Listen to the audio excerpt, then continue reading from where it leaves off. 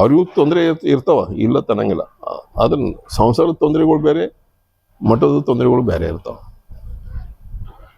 ಅದ್ರ ಪ್ರಕಾರ ಮ್ಯಾಗ ನಮ್ಮ ಯಾವ ರೀತಿ ನಾವು ಬಂದೀವಿ, ಸಮಾಜದಲ್ಲಿ ಹೆಚ್ಚಿಗೆ ಜನರು ಇರೋದು ಯಾವುದು ಸಂಸಾರಿಕ ಮಧ್ಯದಲ್ಲಿ ಇಟ್ಕೊಂಡು ಯಾವ ರೀತಿ ನಾವು ಮುಂದುವರಿಬೇಕು ಅದು ನಾವು ಬಳಕೆ ಮಾಡ್ಕೋಬೇಕಾಗತ್ತೆ. ಇದರಲ್ಲಿ ಇದೇ ಶ್ರೇಷ್ಠ ಇದೆ ಕನಿಷ್ಠ ಅನ್ನಕ್ಕೂ ಬರಂಗಿಲ್ಲ. ಇವತ್ತು ಕನಿಷ್ಠ ಇದ್ದು ನಾಳೆ ಮುಂದೆ ಶ್ರೇಷ್ಠ ಆಗ್ಬೋದು, ಇವತ್ತು ದೊಡ್ಡ ಶ್ರೇಷ್ಠ ಅಂದಿದ್ದು ನಾಳೆ ಕನಿಷ್ಠ ಆಗ್ಬೋದು.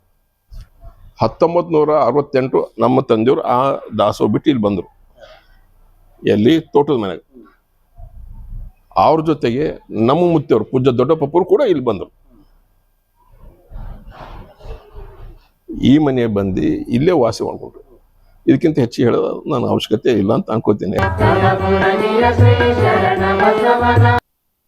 ನಮ್ಗೆ ಹಡ್ದವ್ರು ಯಾರು? ನಮ್ಮ ತಾಯಿ ತಂದೆ ನಮ್ಗೆ ಹಡ್ದಾರ. ಹಡ್ದಿಸ್ಲೇಕ ಅವ್ರಿಗೆ ನಾವು ಆಚರಣೆ ಮಾಡ್ಬೇಕು. ಯಾಕಂದ್ರೆ ನಮ್ಗೆ ಹಡ್ದವ್ರು ಯಾರು? ನಮ್ಮ ತಾಯಿ ತಂದೆ. ನಾವು ಹುಟ್ಟಿದ್ದು ಅವ್ರಲಿಂದ. ಸೊ ಇಂಥ ಹುಟ್ಟಿದ ದಿವಸ ನಾನು ಮಾತಾಡ್ಕೊಂತ ನಮ್ಮ ತಾಯಿ ತಂದೆ ಮಾಡ್ಬೇಕು. ಇದು ನನ್ಗೆ ವೈಯಕ್ತಿಕ. ಇದು ಕೆಲವು ಜನರಿಗೆ ಇದು ಮನಸ್ಸು ಆಗ್ಬೋದು, ಇಲ್ಲ, ನನಗೆ ಗೊತ್ತಿಲ್ಲ. ಆದ್ರೆ ನಾನಂತೂ ಮನದಲ್ಲಿ ಆಯ್ತು ಇತ್ಯಾದಿ ಆಯ್ತು ಭಾಳ ಮಂದಿಗೆ ನಾವು ಹೇಳ್ತೀನಿ. ಆದ್ರೂ ಜನರು ಅಭಿಮಾನದಿಂದ ಮನೆ ಬರ್ತಾರ, ಕೇಕ್ ತೊಗೊಂಬರ್ತಾರ, ಹೂವಿನ ಹಾರ ತೊಗೊಂಬರ್ತಾರ, ಮಾಡ್ತೀನಿ ಅಂತ.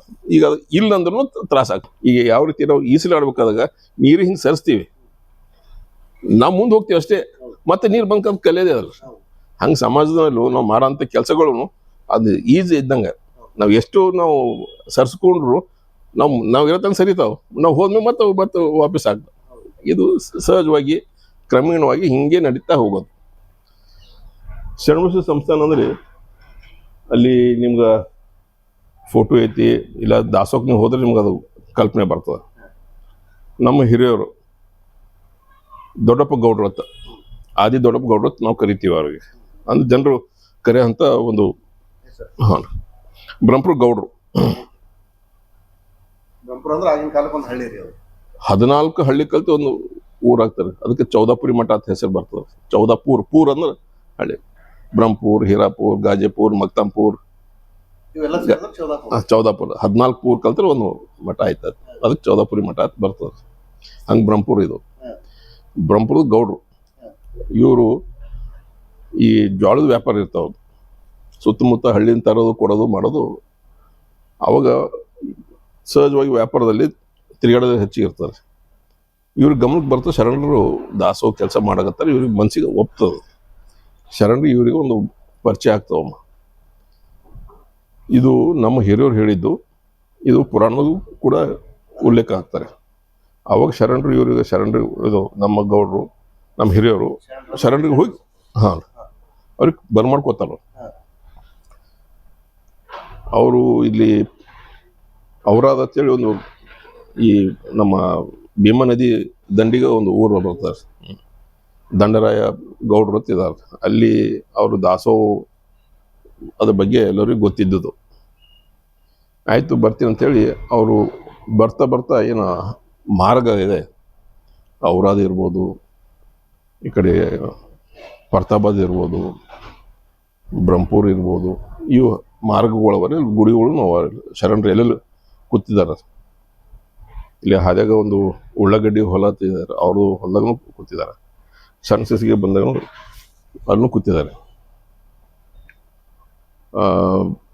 ಅವರು ಬ್ರಹ್ಮಪುರ್ಗೆ ಬಂದಾಗ ಇವತ್ತು ನಾವೇನು ಕೂತೀವಿ, ಈಗ ಅಲ್ಲಿ ಹೋಗ್ತೀವಿ, ಅವ್ರು ಅಲ್ಲಿ ಬಂದು ಕೂಡ್ತಾರೆ. ಅವರು ಹೌದು ಕೂತಾಗ ಅವಾಗ ಇದು ಬಸವಣ್ಣ ಕಟ್ಟಿ ಅಂತ ಹೆಸರು ಕರೀತಾರೆ. ಈ ಹೊಲಕ್ಕೆ ನಾವು ಕರೆಯೋದು ಬಸವಣ್ಣ ತೋಟ ಅಂತ ಕರೀತಾರೆ. ಈಗನು ಇದು ಹಳಿ ಮಂದಿಗೆ ಗೊತ್ತು, ಹೊಸ ಮಂದಿಗೆ ಏನು ಗೊತ್ತು, ಗೋತೇನಾಗಿರುತ್ತೆ ಗೊತ್ತು, ಇಲ್ಲ ಬ್ರಹ್ಮಪುರ ಅಂತ ಗೊತ್ತು. ಆದರೆ ಬಸವಣ್ಣ ತೋಟ ಅನ್ನೋದು ಕೇವಲ ಹಳಿ ಮಂದಿ ಮಾತ್ರ ಇದು ಗೊತ್ತು. ಇದಕ್ಕೆ ಬಸವಣ್ಣ ತೋಟನೇ ಇದೆ. ಶರಣರು ಅಲ್ಲಿ ಕೂತು ಹೋಗ್ಯಾರ ಅಂತ ಹೇಳ್ಕೊಂಡು ಈ ಹೊಲದು ಒಬ್ಬ ಮಾಲೀಕ ಅವಾಗ ನಮ್ಮ ಇದು ಮಾರಕ ಇರ್ತೀವಿ, ಇದು ತಗೋರಿ ಅಂತೇಳಿ ಮಾರಾಟ ಮಾಡ್ತಾರೆ. ಅವಾಗ 2 ಸರ್ವೆ ನಂಬರ್ 102, 103, 102, 103 ಬ್ರಹ್ಮಪುರ. ಈ ಸರ್ವೇದಲ್ಲಿ ಈ ಜಾಗದಲ್ಲಿ ಪೂರಾ ತೋಟ ಮಾಡ್ತೀವಿ, ಕಬ್ಬ ಅವು ಇವು ಎಲ್ಲ. ಈ ಕಾಣುವ ಕೆರೆಯನ್ನ ನಿರ್ಮಿಸಿರೋದು ಸರ್ಕಾರವಲ್ಲ, ಇದು ಸರ್ಕಾರಿ ಭೂಮಿಯಲ್ಲಿಯೂ ಇಲ್ಲ. ಕಲಬುರಗಿಯ ಶರಣ ಸಿರಸಗಿ ಬಳಿ ಶರಣ ಬಸವೇಶ್ವರ ಸಂಸ್ಥಾನದ ವಂಶಸ್ಥರಾದ ಲಿಂಗರಾಜಪ್ಪ ತಮ್ಮ ಸ್ವಂತ ಜಮೀನಿನ 4 ಎಕರೆ ಪ್ರದೇಶದಲ್ಲಿ 2 ಕೆರೆಯನ್ನ ನಿರ್ಮಿಸಿದ್ದಾರೆ. ನಾನು ಹುಟ್ಟಿದ 1967ರಲ್ಲಿ, 68ರಲ್ಲಿ ನಾವು ಇಲ್ಲಿ ಬಂದೀವಿ. ಈ ಮನೆಯಲ್ಲಿ, ಈ ಮನೆ 68 ಹಿಡ್ಕೊಂಡು ಇಲ್ಲಿ ತನಕ ಏನು ನೋಡ್ಕೊಂಡು ಬಂದಿನಲ್ರಿ, ಭಾಳಷ್ಟು ವ್ಯತ್ಯಾಸ ಕಾಣುತ್ತಿದೆ. ನೀರಿರ್ಬೋದು, ಈ ಗಿಡ ಮರಗಳು ಇರ್ಬೋದು, ಅಲ್ಲಿಂದ ತೋಟದ ಮನೆ ಅಂತ ಕರಿತೀವಿ. ತೋಟ ಅಂದರೆ ಬೇರೆ, ಹೊಲ ಅಂದರೆ ಬೇರೆ. ಇದು ತೋಟದ ಮನೆ ರೀ. ತೋಟ ಅಂದರೆ ನೀವು ಯಾವ ನಮೂನಿ ಹೇಳ್ತೀರಿ ಹಣ್ಣು, ಆ ನಮೂನಿ ಹಣ್ಣು ಈ ನಮ್ಮಲ್ಲಿ ತೋಟದಲ್ಲಿ ನಾವು ತಿಂದೀವಿ, ನಾವು ನೋಡೀವಿ, ತಿಂದೀವಿ, ನಾವು ಬೆಳೆಸಿನೂ ಕೂಡ. ಆದ್ರೆ ಮುಂದೆ ಕ್ರಮೇಣವಾಗಿ ಒಂದು ಆ ಗಿಡಗಳು ಹೋದವು. ಕಾರಣ 2-3 ಇರ್ಬೋದು. ಒಂದು ನೀರು ಹೋಯ್ತು, ಒಂದು ನಾವು ನೋಡೋಕೆ ಅದು ಅಸಡ್ಡಾಗಿರ್ಬೇಕು. ಎರಡನೇದು ಈ ಸರ್ಕಾರಿ ಏನು ಕಾಲನಿ ಲೇಔಟ್ ಮಾಡ್ಬೇಕಂತ ಬಂದಾಗ ಇವೆಲ್ಲನೂ ಹೋದಾಗ ಗಿಡಗಳು ಒಂದು ಕಾರಣ ಯಾವುದು. ಆದರೂ ಕೂಡ ನನ್ನ ಕೈಯಲ್ಲಿ ಏನಿಲ್ಲ, ನಮ್ಮ ಕೈಯಲ್ಲಿ ಎಷ್ಟಿದೆ ಅಷ್ಟು ವ್ಯವಸ್ಥೆಯಲ್ಲಿ ನಾವು ಇಟ್ಕೊಂಡಿದ್ದೀವಿ.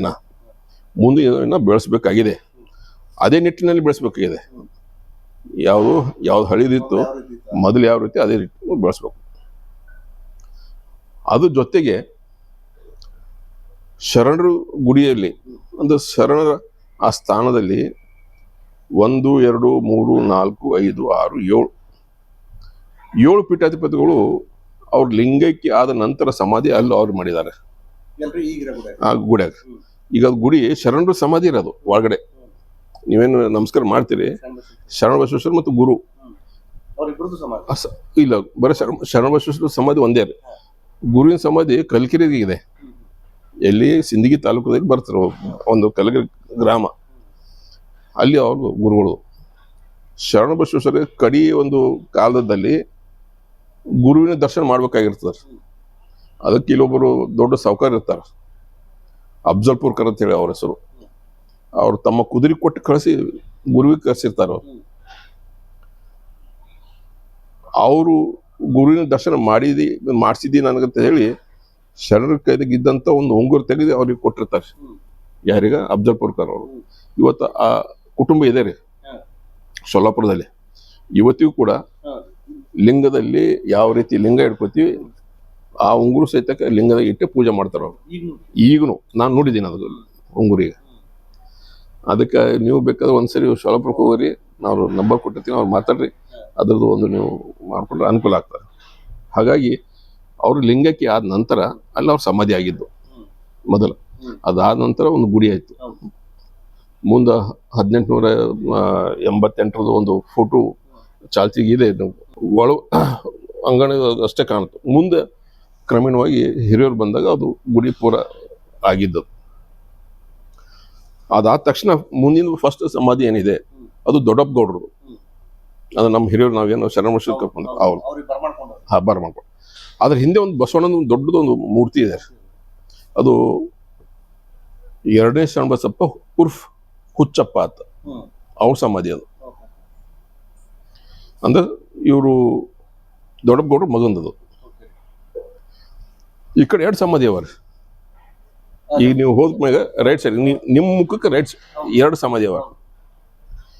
1ನೇ ಸಮಾಧಿ ಏನದಲ್ರಿ, ಮ್ಯಾಗಿನ ಸಮಾಧಿ ಅಂತ ಕರಿತೀವಿ, ಅದು 1, 2, 3 ಈ ಕಡೆ 4, ಒಂದೇ ಸಿಂಗಲ್ 4, ಇದು 5, 6, 7. ಲೆಫ್ಟ್ ಸೈಡ್ ಇರೋದು ಬಸವಣ್ಣಪ್ಪ. ಅದು ಈ ಸೈಡ್ ಇರೋದು ಲಿಂಗಬಸಪ್ಪ ಮತ್ತು ಶರಣಪ್ಪ, 6ನೇ ಪೀಠಾಧಿಪತಿಗಳು, 5ನೇ ಪೀಠಾಧಿಪತಿಗಳು. ಅದಾದ ಮಧ್ಯದಲ್ಲಿ ದೊಡ್ಡಪ್ಪ ಗೌಡ್ರು, ಇದು ನಮ್ದು ದೊಡ್ಡಪ್ಪ. ಇವತ್ತ ನಮ್ಮ ದಾಸೋಹ ಆಯ್ತು, ಶಿಕ್ಷಣ ಸಂಸ್ಥೆ ಆಯ್ತು, ಇದು ಸಣ್ಣ ಒಂದು ಬೀಜಲಿಂದ ಇವತ್ತು ಬೆಳೆದಿದ್ದು ಅವರೊಬ್ಬರೇ ಕಾರಣ. ಹೌದು, ಅವರು ಇಡೀ ಸಮಾಜಕ್ಕೆ ತಗೊಂಡು ಬೆಳೆಸೋಂಥ ಸಂಸ್ಥೆ ಅದು. ಅವ್ರ ವೈಯಕ್ತಿಕ ಅಂತ ಅನ್ನಕ್ಕಿಂತ ಅವ್ರ ಮಾರ್ಗದರ್ಶನ ಬೆಳೆದಂಥ ಅದು ಸಂಸ್ಥೆ. ಕಲಬುರಗಿಯ ಶ್ರೀ ಶರಣ ಬಸವನ ಮಾಡೋ ನೀ ಸ್ಮರಣ, ಮಾಡೋ ನೀ ಸ್ಮರಣ. ಇದು ವ್ಯತ್ಯಾಸ ಭಾಳ ಇದೆ. ನಾನು ಬೆಳೆಸಿದ್ದು ಅನ್ನೋದು ಬೇರೆ, ಸಮಾಜದಲ್ಲಿ ಎಲ್ಲರಿಗೂ ತೊಗೊಂಡು ಸಂಸ್ಥೆ ಬೆಳೆಸೋದು ಬೇರೆ ಆಗ್ತದೆ. ಭಾಳ ಮಂದಿ ಅದು ಅರ್ಥ ಆಗ್ತಾ ಇಲ್ಲ. ಸಂಸ್ಥೆ ಕಟ್ಟಿದವರು ಹೌದು ಹೌದು ಹೌದು. ಹೆಚ್ಚಿನ ಪಾಲ ಶಿಕ್ಷಣ ಸಂಸ್ಥೆ ಅವ್ರಿಗೆ ಸಲ್ಲಿದ್ದು. ದಾಸೋಹ ಕೂಡ ಅದಕ್ಕಿಂತ ಮುಂಚೆ ಬಂದಿರೋದು. ದಾಸೋಹದಲ್ಲಿ 2 ಮನೆ ಇದಾರೆ, ಒಂದು ತಾಳ್ಗಿ ಮನೆ, ಒಂದು ಮ್ಯಾಗಿನ ಮನೆ ಅಂತ ಕರಿತೀವಿ. ತಾಳ್ಗಿ ಮನೆ ಅಂದ್ರೆ ಈಗ ಗದ್ಗಿ ಶರಣರು ಕೂಡ ಅಂತ. ಮ್ಯಾಗಿನ ಮನೆಯಪ್ಪ ಅಂದ್ರೆ ದಾಸೋಹ ಮನೆ, ನಂದ ದೀಪ ಇರ್ತದೆ, ಶರಣರು ಹಚ್ಚಿದಂಥ ದೀಪ ಅದು. ಅಲ್ಲಿ 3 ಬಾವಿಗಳು ಅವ ರೀ. ಇವತ್ತು ಬಾವಿದಾಗ ಅಲ್ಲಿ ನೀರವ, ಅದೇ ನೀರಿನಿಂದ ನಾವು ಸ್ನಾನ ಮಾಡ್ತೀವಿ, ಅದೇ ನೀರು ನಾವು ಲಿಂಗ ಪೂಜೆನೂ ಮಾಡ್ಕೋತೀವಿ. ಅದೇ ನೀರಿನಿಂದ ಶರಣರ ಗುಡಿಯಾಗ ಸಮಾಧಿ ತೊಳೆಯಕ್ಕೂ ಮತ್ತು ಪೂಜೆಕ್ಕೂ ಅಭಿಷೇಕಕ್ಕೂ ಅದೇ ಬಳಸ್ಕೋತೀವಿ ಮಾಡ್ತೀವಿ. ಒಂದು ಬಾವಿ ಪೂರ ಅದಕ್ಕೆ ಮೀಸಲಿಟ್ಬಿಟ್ಟಿವಿ. ಒಂದು ಬಾವಿ ನಾವು ಸ್ನಾನ ಮಾಡಕ್ಕೆ ಇಟ್ಕೊಂಡಿದ್ದೀವಿ. ಈಗ ನಾವು ದಿನನಿತ್ಯ ಗುಡಿ ಹೋಗ್ಬೇಕಾದ್ರೆ ಅಲ್ಲಿ ಸ್ನಾನ ಮಾಡಿ ಹೋಗ್ಬೇಕು ನಾವು ಒಳಗಡೆ. ಕೆಲವು ಮಂದಿ ಈ ದೊಡ್ಡಪ್ಪ ಗೌಡ್ರ ಪರಿವಾರಕ್ಕೆ ಸಂಬಂಧಪಟ್ಟವ್ರು ಯಾರೇ ಹೋದ್ರು ಹಂಗೇನಿಲ್ರಿ, ಹಂಗೇನಿಲ್ಲ, ಯಾರಾದ್ರು ಹೋಗ್ತಾರೆ, ಭಾಳ ಮಂದಿ ಹೋಗ್ತಾರ. ವಿಚಿತ್ರ ಏನಪ್ಪಾ ಅಂದ್ರೆ ಮನೆಯಾಗ ಸ್ನಾನ ಮಾಡಿ ಬಂದು ಹಂಗ ಗುಡಿ ಹೋಗ್ಬಿಡ್ತಾರೆ. ನಾ ಸ್ನಾನ ಮಾಡಿ ಬಂದಿನ ಅಂತ ಹೇಳ್ತಾರೆ. ಅಲ್ಲಿ ಹೋಗ್ಬೇಕು, ಸ್ನಾನ ಮಾಡಬೇಕು, ಮಡಿ ಬಟ್ಟೆ ಅಂತ ಕರಿತೀವಿ, ಮಡಿ ಬಟ್ಟೆ. ಆ ಮಡಿ ಬಟ್ಟೆ ಹಾಕೊಂಡೆ ಒಳಗೆ ಪ್ರವೇಶ ಮಾಡ್ಬೇಕು. ಇದು ಜನರಿಗೆ ಮಡಿ ಅನ್ನೋದು ಕಲ್ಪನೆ ಉಳ್ಕೊಂಡಿಲ್ಲ.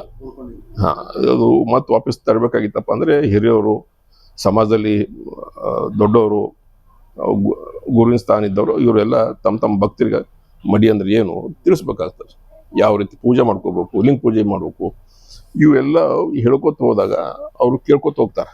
ಇಲ್ಲಿ 2 ಆಗ್ತಾವ, ಹೇಳೋರೊಬ್ಬರು ಆಗ್ತಾರ, ಎದ್ರ ಕೇಳೋರೇ ಇರ್ಲಿಲ್ಲ ಅಂದ್ರೆ ಸುಮ್ ಕುಂದಿರ್ಬೋದು, ನಾವು ತಲೆ ಅಳಿಸ್ಬೋದು. ಆದ್ರೆ ಹೇಳಿದ ವಿಷಯಗಳು ಅರಿವು ಮಾಡ್ಕೋಬೇಕಲ್ಲ.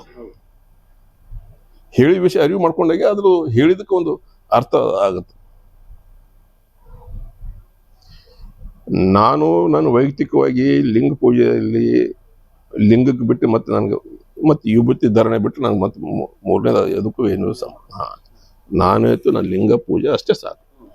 ಮುಗಿಸ್ಕೊಂಡು ನಾನು ಬೆಳಗ್ಗೆ 5 ಗಂಟೆ ನಾನು ಶರಣರ ಸ್ಥಾನಕ್ಕೆ ಹೋಗಿ ಪಾದಕ್ಕೆ ನಮಸ್ಕಾರ ಮಾಡಿ ಬಂದ್ಬಿಡ್ತೇನೆ. ನಾನು ಪ್ರತಿನಿತ್ಯ ಸುಮಾರು ಇಲ್ಲಿ ತನಕ ನಾನು ಲೆಕ್ಕ ಇಟ್ಟಿಲ್ಲ, ಒಂದು 30-35 ವರ್ಷ ಆಗಿರ್ಬೇಕು. ಒಂದು ದಿವಸ ತಪ್ಪಿಲ್ಲ. ನನ್ಗೆ ಗೊತ್ತಿಲ್ಲ ಮುಂದೆ ತಪ್ಪು ಬಿಡ್ತಾ ಗೊತ್ತಿಲ್ಲ, ಇಲ್ಲಿ ತನ ಅಂತ ತಪ್ಪಿಲ್ಲ. ಊರಾಗಿದ್ದಂತರ ನಾನು ಹೋಗಿರ್ತೀನಿ. ಊರ್ ಹೊರ ಹೋಗಿದ್ದಪ್ಪ ಅಂದ್ರೆ ನಾನು ಈಗಿನ ಅಪ್ಪವರಿಗೆ ನಿಮಗೆ ಯಾವ ರೀತಿ ಒಂದು ರಿಲೇಷನ್ ಈಗ ನಮ್ಮ ತಂದೆಯವರು ಪೂಜ್ಯ ಬಸವರಾಜ ಅಪ್ಪಪ್ಪ ಅವರು, ಪೂಜ್ಯ ಶರಣಬಸಪ್ಪ ಅವರು, ಇವರಿಬ್ಬರು ಅಣ್ಣ ತಮ್ಮಂದವರು. ಶರಣಬಸಪ್ಪ ಅವರು ಅಣ್ಣವರು, ಬಸವದಪ್ಪರು ತಮ್ಮವರು. ಈಗಿರೋರು 1968 ನಮ್ಮ ತಂದೆಯವರು ಆ ದಾಸೋಹ ಬಿಟ್ಟು ಇಲ್ಲಿ ಬಂದರು. ಎಲ್ಲಿ ತೋಟದ ಮನೆಗೆ. ಅವ್ರ ಜೊತೆಗೆ ನಮ್ಮ ಮುತ್ತೆಯವರು ಪೂಜ್ಯ ದೊಡ್ಡಪ್ಪರು ಕೂಡ ಇಲ್ಲಿ ಬಂದರು. ಈ ಮನೆ ಬಂದು ಇಲ್ಲೇ ವಾಸ ಮಾಡ್ಕೊಂಡ್ರು. ಇದಕ್ಕಿಂತ ಹೆಚ್ಚು ಹೇಳೋದು ನಾನು ಅವಶ್ಯಕತೆ ಇಲ್ಲ ಅಂತ ಅನ್ಕೋತೀನಿ. ಯಾಕಂದ್ರೆ ಮತ್ತೆ ಹೇಳಿದ್ರೆ ಈಗ ಮಾಧ್ಯಮ ಇದೆ, ಬೇರೆ ಅರ್ಥ ಆಗುತ್ತೆ. ಯಾವಾಗ ಬಸವಜಪ್ಪಪ್ಪವರು ಪೂಜ್ಯ ದೊಡ್ಡಪ್ಪವರು ಇಲ್ಲಿ ಬಂದು ಇಲ್ಲಿ ಲಿಂಗ ಪೂಜೆ ಮಾಡ್ಕೊಂಡು ಇಲ್ಲಿ ದಾಸೋಹ ಮಾಡ್ಕೊಂಡು ಅವ್ರು ಸಂಜೀವಾಗ್ಲಿ ಹೋಗ್ತಿದ್ರು ಗದ್ಗಿಗೆ. ಗದ್ಗಿಗೆ ಹೋಗಿ ಬಂದಂಥ ಭಕ್ತರಿಗೆ ಆಶೀರ್ವಾದ ಮಾಡಿ, ಭಕ್ತರ ನೋವು ತ್ರಾಸ ಎಲ್ಲ ಅರ್ಥ ಮಾಡ್ಕೊಂಡು ಅವ್ರಿಗೆ ಆಶೀರ್ವಾದ ಮಾಡ್ಕೊಂಡು ಈಗ ಮತ್ತೆ ವಾಪಸ್ ಇಲ್ಲಿ ಬರ್ತಿದ್ರು. ಪೂಜ್ಯ ದೊಡ್ಡಪ್ಪರು ಹೋಗ್ಬೇಕಾದ್ರೆ ಜೊತೆಗೆ ಅವ್ರು ಪಟ್ಟಿದೇವರು ಇರ್ತಿದ್ರು. ಹಾಗರಿಗೆ ಅಂತ ಒಂದು ಊರಿದೆ ರೀ, ರಿಂಗ್ರೋಡ್ ಹೇಳ್ತಾರ, ಅಲ್ಲಿ ಹಾಗರಿಗೆ ಪಟ್ಟಿದವರು ಅದು ಸಂಗಟ ಅವ್ರ ಗುರುಗಳವರು ಸತತವಾಗಿ ಅವರು ಇಬ್ಬರು ಕೂಡ ಹೋಗ್ತಾರೆ, ಇಬ್ಬರು ಕೂಡ ಬರ್ತಿದ್ರು. ಅವ್ರು ಎಲ್ಲೇ ಹೋಗ್ಲಾಕ ಇಬ್ರು 3 ಹೊತ್ತು ಲಿಂಗ ಪೂಜೆಯಲ್ಲಿ ಏನು ಪ್ರಸಾದ ಹೋಗ್ತಾರೆ ಅದೇ, ಮತ್ತು ಅದಾದ ನೀರು ಕುಡಿಯಂಗಿಲ್ಲ. ಆ ಒಂದು ಹಿನ್ನೆಲೆ ಬಂದಿದ್ದು ಅದು ಪಾಲನೆ ಮಾಡೋಕ್ಕಾಗಲ್ಲ. ನಾನು ಮಾಡ್ಬೋದು, ಅದು ಭಾಳ ದೊಡ್ಡದೇನಲ್ಲ. ಆದ್ರೆ ನಾನು ಮಾಡೋಂಥ ಕೆಲಸಕ್ಕೆ ಅದು ಈ ವ್ಯವಸ್ಥೆ ವ್ಯತ್ಯಾಸ ಆಗ್ತದೆ. ಒಂದು ಗಿಡ ಬೆಳೀತಾರೆ, ಒಂದು ದೊಡ್ಡ ಗಿಡ ಬೆಳೆದಾಗ ಅದಕ್ಕೆ ಒಂದು ಬೇರುಗಳು ಬರ್ತಾವೆ. ಆ ಬೇರ್ಲಿಂದ ಮತ್ತೆ ಇನ್ನೊಂದು ಗಿಡನೂ ಬೆಳಿಬೋದು. ಈಗ ನಾವು ಹೊಲಕ್ಕೆ ಹೋಗಿ ಒಂದು 2-3 ಗಿಡ ತೋರಿಸ್ತೀನಿ, ಒಂದೇ ಗಿಡದಿಂದ ಒಂದು 20 ಬೇರು ಬಂದು ಬೆಳೆದಾವ. ಹಂಗೆ ಬೆಳಿಲ್ಲ ಅಂತ ಒಂದೇ ಗಿಡಕ್ಕೆ ಯಾಕೆ ಹಿಡ್ಕೊಂಡು ಕುಂದ್ರಬೇಕು? ಆ ಒಂದೇ ಗಿಡಕ್ಕೆ ಯಾಕೆ ಒಜ್ಜೆ ಆಗ್ಬೇಕು? ಇಲ್ಲ, ನಾನು ಅನ್ನೋದು ವಾತಾವರಣದಾಗ ತಾವು ಯಾಕೆ ಹೋಗ್ಲಿಲ್ಲ, ಮತ್ತು ಈ ವಿಶ್ವ ಹಿಂದೂ ಪರಿಷತ್ ಕಡೆ ಯಾಕೆ ನೀವು ಬಂದ್ರಿ? ವಿಶ್ವ ಹಿಂದೂ ಪರಿಷತ್ ಬರೋದು ಒಂದು ಕಾರಣ ಇದೆ. ಒಂದು ಸಂಘಟನೆಯಲ್ಲಿ ಜೋಡಿಸ್ಕೋಬೇಕು, ಸಂಘಟನೆ ಒಳ್ಳೇದಾಗಬೇಕು.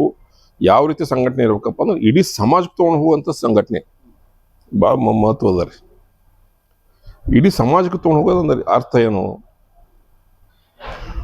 ಒಂದು ವೈಚಾರಿಕ ದೃಷ್ಟಿಕೋನದಿಂದ ಸಮಾಜದಲ್ಲಿ ಪ್ರತಿಯೊಬ್ಬ ವ್ಯಕ್ತಿ ಪ್ರತಿಯೊಂದು ತಂದೆ ಆದಂಥ ಒಂದು ವ್ಯವಸ್ಥೆಯಲ್ಲಿ ಅವ ತನ್ನ ಜೀವನ ಸಾಗಿಸ್ತಿರ್ತಾನೆ. ಅಲ್ಲಿ ಇನ್ನೊಬ್ಬರಿಂದ ಇನ್ನೊಬ್ರಿಗೆ ಧಕ್ಕೆ ಆಗೋಂಥ ಒಂದು ಸಾಧ್ಯತೆ ಭಾಳ ಇದೆ. ಅವು ಅಷ್ಟಕ್ಕೂ ಕೂಡಿಸ್ಬೇಕಾಗತ್ತೆ ರೀ. ಅದಕ್ಕೆ ಯಾರು ಒಂದು ಮುಂದೂಂಚನೆ ತೊಗೋಬೇಕಾಗತ್ತೆ. ಅದಕ್ಕೆ ಅದು ಮಾಡಬೇಕಾದಾಗ ನಮಗಿಂತ ಹಿರಿಯವರು ಎಷ್ಟೋ ಮಂದಿ ಇದಕ್ಕೆ ಬಗ್ಗೆ ಕಾಯಕ ಮಾಡಿದ್ದಾರೆ, ಇದ್ರ ಬಗ್ಗೆ ಚಿಂತನೆ ಮಾಡಿದ್ದಾರೆ, ಇದ್ರ ಬಗ್ಗೆ ಕಾಯಕನೂ ಮಾಡಿದ್ದಾರೆ ಮತ್ತು ಮುಂದೆ ತೊಗೊಂಡು ಹೋಗಿದ್ದಾರೆ. ಅದೇ ಒಂದು ಮಾರ್ಗ ನಮಗೂ ಕೂಡ ನಾವು ಅದೇ ಒಂದು ನಡೆಯನತ್ತ. ಇದಕ್ಕಿಂತ ಮುಂಚೆ ನಮ್ಮ ಪೂಜ್ಯ ಬಸವರಾಜಪ್ಪರು ಕೂಡ ಪ್ರಾಂತದ ಗೌರವ ಅಧ್ಯಕ್ಷರಾಗಿದ್ದರು. ಅದಾದ ನಂತರ ನಾವು ಮೊನ್ನೆ ಒಂದು ಬೈಠಕದಲ್ಲಿ ಹೇಳ್ತಿದ್ರು ಒಬ್ಬರು, ಇಡೀ ಒಂದು ವಿಶ್ವ ಹಿಂದೂ ಪರಿಷತ್ತಲ್ಲಿ ತಂದೆ ಆದ ನಂತರ ಮಗ ಆ ಸ್ಥಾನಕ್ಕೆ ಬಂದಿದ್ದು ಭಾಳ ಅಪರೂಪ ಅಂತ. ಕಲಬುರಗಿಯಿಂದ ಇವತ್ತಿನ ಪಬ್ಲಿಕ್ ಹೀರೋ ಬಂದಿದ್ದಾರೆ. ಈ ವಿಚಾರವನ್ನು ಈಗ ಮಾಡಿದ್ದೀರಿ. ನಾನು ಒಂದು ವಿಚಾರ ನಿಮಗೆ ಹೇಳ್ತೀನಿ. ಹೌದು, ಮಾಡಿದ್ದೀವಿ ಸರ್, ಮಾಡಿದ್ದೀವಿ. Super super, very good sir. ಇಷ್ಟೆಲ್ಲ ಮಾಡಿದ್ರಿ, ಓನ್ಲಿ 35 lakhs. ಇಲ್ಲಿ ನಮ್ಮ ಸಂಸಾರಿಕರಾಗಿದ್ದೀವಿ. ಸಂಸಾರದಲ್ಲಿ ಬಂದಂಥ ತೊಂದರೆ ತಾಪತ್ರೆಗಳು ಅದರದೇ ಆದಂಥ ಒಂದು ಚೌಕಟ್ಟಿನಲ್ಲಿ ಏನು ಮಾಡಬೇಕು ಮಾಡಿಕೊಡ್ಬೇಕು. ಮಠಾಧೀಶರದ ಅದು ಯಾವ ರೀತಿ ಆಗ್ತಪ್ಪ ಅಂದ್ರೆ ಅವ್ರದ್ದೇ ಒಂದು ನಿಷ್ಠೆಯಲ್ಲಿಂದ ಬ್ರಹ್ಮಚಾರ್ಯ ಒಂದು ವ್ಯವಸ್ಥೆಯಲ್ಲಿಂದ ಅವ್ರು ಮುಂದೆ ಸಾಗುತ್ತಾರೆ. ಅವ್ರಿಗೆ ನಮಗೆ ವ್ಯತ್ಯಾಸ ಆಗ್ತಾರೆ. ಕೆಲಸ ಮಾಡೋದ್ರೊಳಗಾಯ್ತು ಇತ್ಯಾದಿ ಆಯ್ತು, ಅವ್ರಿಗೂ ತೊಂದರೆ ಇರ್ತಾವ, ಇಲ್ಲ ತನ್ನಂಗಿಲ್ಲ. ಆದ್ರೆ ಸಂಸಾರದ ತೊಂದರೆಗಳು ಬೇರೆ, ಮಠದ ತೊಂದರೆಗಳು ಬೇರೆ ಇರ್ತಾವ. ಅದ್ರ ಪ್ರಕಾರ ಮ್ಯಾಗ ನಮ್ಮ ಯಾವ ರೀತಿ ನಾವು ಬಂದೀವಿ, ಸಮಾಜದಲ್ಲಿ ಹೆಚ್ಚಿಗೆ ಜನರು ಇರೋದು ಯಾವುದು? ಸಂಸಾರಿಕ ಮಧ್ಯದಲ್ಲಿ ಇಟ್ಕೊಂಡು ಯಾವ ರೀತಿ ನಾವು ಮುಂದುವರಿಬೇಕು ಅದು ನಾವು ಬಳಕೆ ಮಾಡ್ಕೋಬೇಕಾಗತ್ತೆ. ಇದರಲ್ಲಿ ಇದೇ ಶ್ರೇಷ್ಠ ಇದೆ ಕನಿಷ್ಠ ಅನ್ನಕ್ಕೂ ಬರಂಗಿಲ್ಲ. ಇವತ್ತು ಕನಿಷ್ಠ ಇದ್ದು ನಾಳೆ ಮುಂದೆ ಶ್ರೇಷ್ಠ ಆಗ್ಬೋದು, ಇವತ್ತು ದೊಡ್ಡ ಶ್ರೇಷ್ಠ ಅಂದಿದ್ದು ನಾಳೆ ಕನಿಷ್ಠ ಆಗ್ಬೋದು. ನೀನು ಒಳ್ಳೆ ಕೆಲಸ ಮಾಡು, ನಾನು ಒಳ್ಳೆ ಕೆಲಸ ಮಾಡ್ತೇನೆ. ಯಾರಿಗೆ ಒಳ್ಳೇದಾಗಬೇಕು? ಸಾರ್ವಜನಿಕರು ಒಳ್ಳೇದಾಗಬೇಕು. ಬರೀ ಮನುಷ್ಯರಿಗೆ ಮಾತ್ರ ಸೀಮಿತ ಆಗ್ಬಾರ್ದು. ನಮ್ಮ ಸಮಾಜದಲ್ಲಿ ದನ ಕರು ಮತ್ತು ಮನೆಯಲ್ಲಿ ಇದ್ದಂಥ ಏನಂತಾರೆ ನಾಯಿಗಳು ಅಂತಾರೆ, ಮನೆ ಹೊರಗೆ ಸಾಕು ಪ್ರಾಣಿಗಳು, ಮನೆ ಹೊರಗೆ ಮನೆ ಒಳಗೆ ಇವಕ್ಕೂ ನೀವು ತೊಗೊಂಡು ಹೋಗ್ಬೇಕಾಗ್ತದೆ. ಬರೀ ನಾವು ಮನುಷ್ಯರಿಗೆ ಅಷ್ಟೇ ಅಲ್ಲ, ಸುತ್ತಮುತ್ತಿದ್ದಂಥ ಗಿಡಗಳು, ಆ ಗಿಡ ತಳಗೆ ಸಣ್ಣ ಸಣ್ಣ ಕ್ರಿಮಿಗಳು ಇರ್ತಾವೆ, ಅವಕ್ಕೂ ಕೂಡ ನಾವು ಗಮನ ಇಟ್ಕೊಂಡು ನಡಿಬೇಕಾಗತ್ತೆ. ಎಲ್ಲರಿಗೂ ತೊಗೊಂಡು ಹೋಗ್ಬೇಕಾದಂಥ ಒಂದು ಸಮಾಜ ಸೃಷ್ಟಿ ಮಾಡ್ಬೇಕಾಗತ್ತೆ. ಅವಾಗ ಆ ದೃಷ್ಟಿಕೋನ ಇಟ್ಟು ಹೋದಾಗ ರಾಜಕೀಯ ವಿಷಯ ಬಂದಾಗ ಅದು ಒಳ್ಳೇದಾಗ್ತದೆ ನಂದು ಭಾವನೆ ಇದೆ.